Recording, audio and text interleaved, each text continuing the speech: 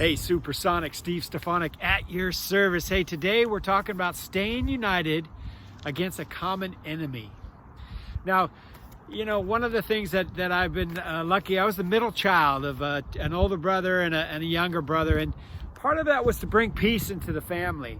But I've noticed throughout my 50 plus years of living that peacemaker seems to be a very common role for me to take on. And in listening to what's happening in the world right now, I think that staying united against a common enemy is so important. After being in shelter in place for 30, 40 days now, there's a place that sometimes the enemy who we're going after, we start to get divisionary. It's like we've been at this place for a while, maybe it's even getting comfortable, but at the same time we start to get agitated, we get this short-tempered. All these things can happen as we're kind of pressed into this place where we really don't want to be. And at first, it's easy to unite. But now that we've been here for a while, we're starting to see tensions in the family, domestic abuse, child abuse, suicides. Like there's all this stuff that's kind of going on in the world. The politics are starting to get nasty again, right? The news has always been, depending on which station you listen to, you know, attacking the other side. But at the beginning, it was really uniting. Everybody, not only from a USA perspective, or California perspective, or Santa Clara perspective, we were looking at a global perspective. Like everybody was coming together. And now we're starting to see that divide a little bit. And so there's three areas that I thought I'd bring up as a way to recenter ourselves after 30, 45 days. And the first one, of course, is to be patient. And how do we be patient? It's like, there's so much pressure on us, but there's a place of something as simple as taking a breath, or knowing that when you're triggered, being conscious enough to say, I'm triggered, I need to go for a walk. I need to kind of move myself out of these situations. You could even go to the point of planning, like if something happens in the family, between the kids, between the spouse, or if I start getting triggered and angry, who have I empowered to help me kind of get through it? Who have I basically said that this is our plan of attack? It take 3 breaths to go for a walk, to separate, to put myself in timeout, whatever it might be. But that patience is critical right now. And we have to build that. That is not something that's easy for anybody. You know, the second area is, as I talk about this, is new perspective. As I said, at first it was easy. Well, I'll speak for myself. It seemed to be easy to align around shelter in place, to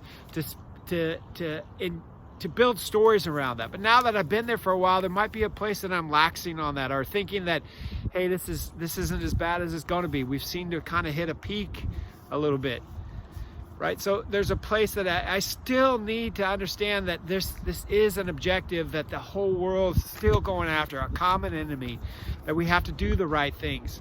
So the new perspective is like, how do I form those? And one is to take the moment to think. Instead of reacting, take the moment to pause and reflect.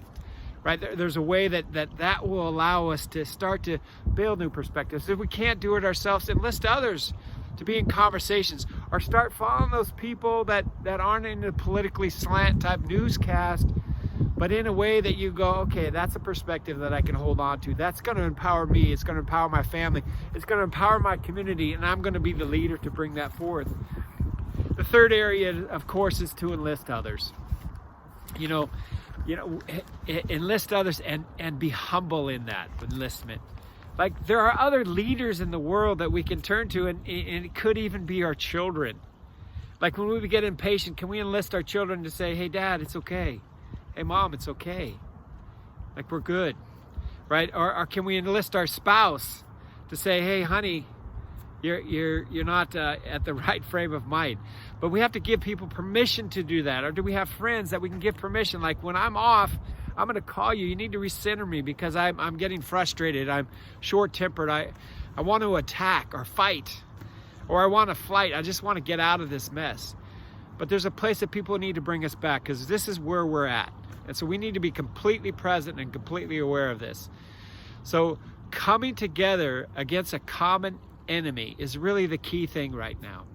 And now that we've been in it 30, 45 days, How do we continue to build the practice to stay focused on the one shot? The one focus is let's get rid of this COVID-19. Let's really work together as a nation, as a world, to pull this together. Let's all have the right mindset to be able to be patient enough, right, to enlist others to support us, to really make this happen so you and I, our families, our community, our world is going to survive. And it's not survive like bad things, like death, but it's survive like keep our family unit together. Keep my mindset there. Keep me not hurting anybody around me, whether it's verbally or physically. So Supersonic Steve Stefanik at your service. Take care, and again, unite as one. We're one human race against the common enemy. Thank you very much for your time. Have a great day.